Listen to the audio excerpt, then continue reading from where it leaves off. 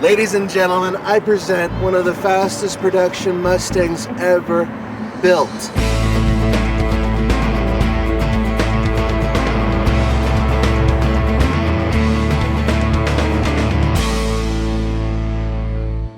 It's a 2011 Ford Shelby Mustang GT 500, the most powerful... Oh, hold on there, big boy. We're mixing things up a little bit this time. Instead of doing a comparison between the two cars, we're going to do a long distance race. You don't stand a chance. Yeah, well, maybe I do, because I got an intriguing suggestion from a fan. We have fans? Yes, we have fans, and that fan suggested that we, instead of comparing cars, which ends up being, you know, a train wreck, we try something else. Here's that suggestion. You know this? It says that we're having a race. We're having a race? What kind of a race? The first to Woody's Creek in Aspen, Colorado wins. We're racing to Woody's Creek? We're racing to Woody's Creek. And I'm driving the Sienna? I think so. Yeah, like it's ridiculous. The first to Woody's Creek in Aspen, Colorado wins. Driving from Boulder to Aspen averages 4 to 5 hours. Probably a lot less with the Mustang. Flying takes less than an hour. One of us is driving to Aspen while the other one's flying. Hey! Woman! Bring it down!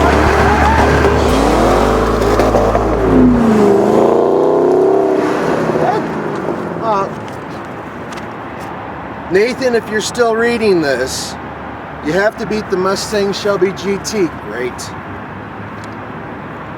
With an airplane ride to Aspen.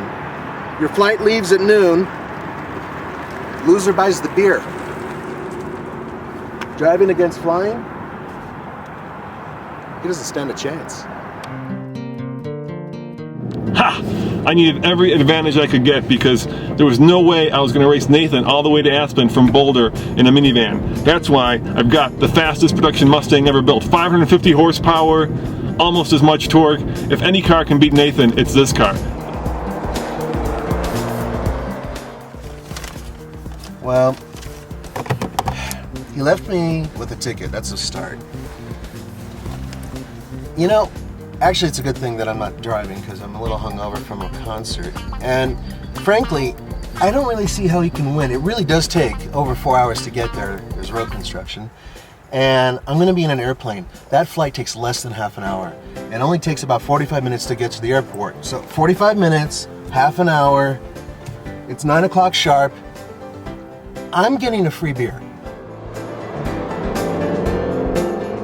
Maybe I could think of something to slow Nathan down. Maybe a problem at the security gate.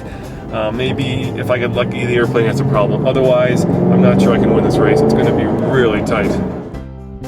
So I've got an idea on how to slow Nathan down. Let's see here. DIA, calling DIA. What I can do is I can make a phone call to DIA and let him know that there's a potentially troublesome man about to board a flight to Aspen with a black cap, if I recall correctly, a sinister goatee, and a camera bag that may or may not have camera equipment. I'm gonna hate saying this, but I can't do that to Nathan. That wouldn't be fair, even though it would be a lot of fun.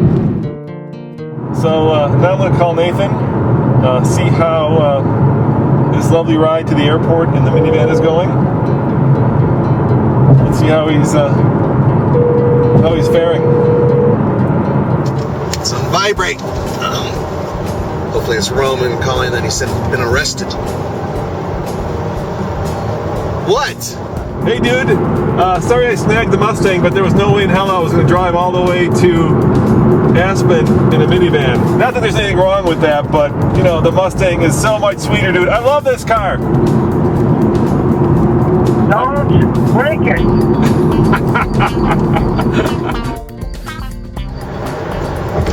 He's bragging. He's bragging. He's rubbing my face in it. He got my car. I'm gonna drive up there. He's gonna have fun. He's gonna get arrested. And he's gonna catch some horrible disease. No, I heard what you were saying.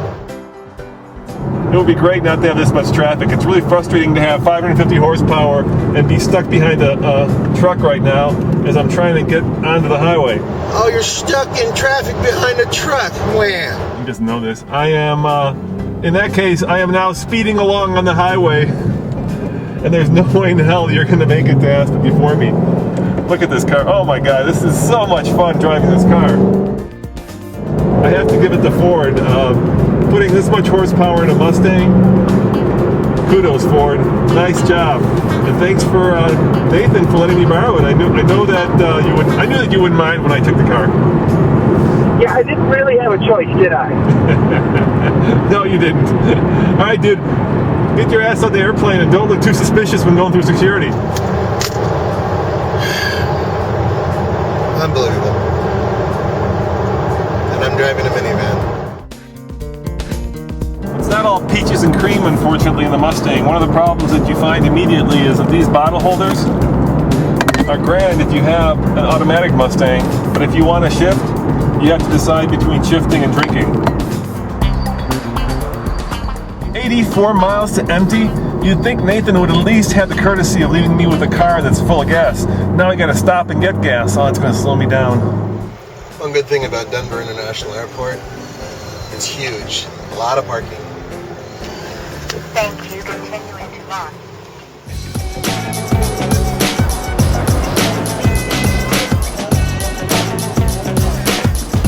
This is the first year that Shelby doesn't get hit with the gas guzzler tax because Ford lightened the car up substantially. Instead of using a metal block, the car now has an aluminum engine, which means it's about 150 pounds lighter and, of course, faster as well. Lift nozzle and press start. There we go. Look how big this thing is. It could play a Beethoven sonata and all it does is beep at me. All right, come on. There it goes. Anyway, the government says that this year the car does not get hit with the gas guzzler tax because it's getting a combined average of 17 miles a gallon. I'm, on the other hand, getting a whopping 13.8, which means that I'm probably going to have to fill up at least one more time before I get to Aspen, which is bad news for me because Nathan doesn't have to worry about that, at least not flying commercially. Okay, 10 minutes to find a spot, so now I'm starting to run a little low on time. So here we are.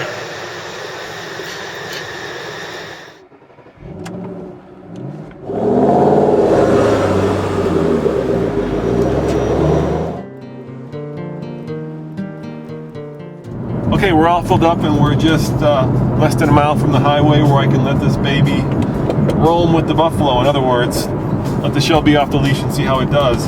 If all goes well and I don't hit any traffic, construction, you know the kind of stuff, the next stop should be the exit for Aspen, Colorado. All right, baby, here we go. 550 horsepower, Shelby Mustang. The open American road is beckoning our name. Next exit, Aspen, Colorado. This is Floyd Hill. It goes up one of the steepest inclines on I-70 just outside of Denver. 55 is the minimum speed limit. We won't worry about that, of course. Now, don't get me wrong. I love this car. It's got one of the meanest grills, one of the meanest expressions in the entire automotive world. But there are a few niggles. First and foremost, it's the interior quality of this thing. Why is it that all American muscle cars look like they've been designed by a committee of bean counters? These controls right here, they're so pedestrian and workmanlike. And I mean that literally. These are the same controls in a Ford F-150. It's almost 10 o'clock right now, which means that we're about an hour into the race, which also means that Nathan should be at the airport. And that's bad, of course. But we are almost to Idaho Springs, which would put us about 25% of the way to Aspen. So, go, go, go! Go Shelby!